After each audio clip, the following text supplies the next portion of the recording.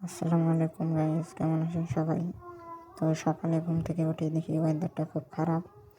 এই জন্য ভাবলাম কচুরলতি দিয়ে শুটকি মাছ রান্না করব। তো এই জন্য বাজার থেকে গিয়ে শুটকি আর কচুরলতি কিনে নিয়ে আসলাম।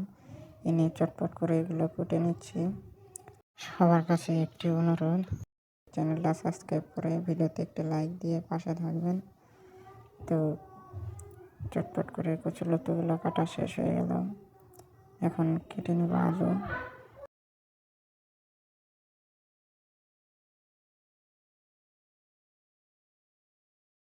তো আলু কাটা শেষ। এবার শুটকিগুলো ভালোভাবে ভেজে নেব, যাতে পুড়া না যায় এরকম আছে ভাজবো। তো ভেজে শুটকিগুলো ভালোভাবে ধুয়ে নিব। কড়াইতে পরিমাণ মতো তেল দিয়ে পেঁয়াজ কুচি, তারপরে জিরা, কাঁচামরিচ এগুলো দিয়ে ভালোভাবে ভেজে নিব। তারপরে শুটকিগুলো দিয়ে দিব। দিয়ে দেওয়ার পর ভালোভাবে নেড়ে নিয়ে আলাদা একটা বাটিতে স্বাদ মতো লবণ, পরিমাণ মতো হলুদের গুঁড়া,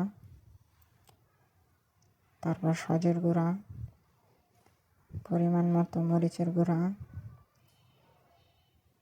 তারপর একটু জিরের গুঁড়া দিয়ে নিব।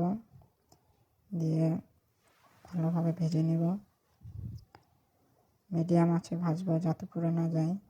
এরপরে লতিগুলো দিয়ে ভালোভাবে নেড়ে নিব।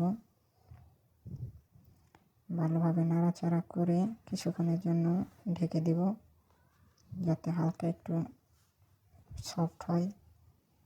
এরপরে আবার ঢাকনাটা খুলে নিয়ে একটু নাড়াচাড়া করে পরিমাণ মতো পানি দিয়ে দেব, যাতে ভালোভাবে সিদ্ধ হয়। বেশি পানি দেওয়া যাবে না।